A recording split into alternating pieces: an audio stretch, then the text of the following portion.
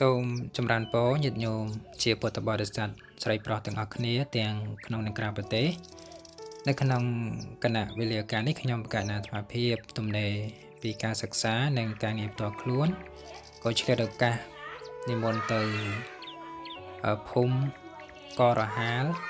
ឃុំពីមឯកស្រុកឯកភ្នំខេត្តបាត់ដំបងដោយ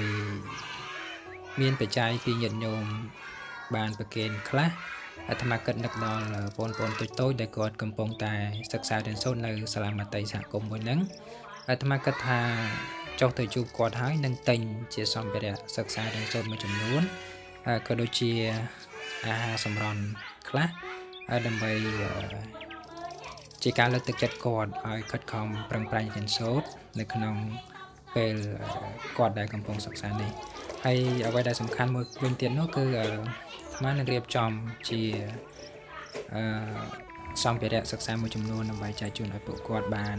សប្បាយចិត្តក្នុងការសិក្សាហើយក៏សូមអរគុណច្រើនចំពោះញាតិញោមដែលបានទស្សនានិងតាមដាននៅវីដេអូមួយនេះក៏សូមអរគុណនិងសូមជម្រាបលា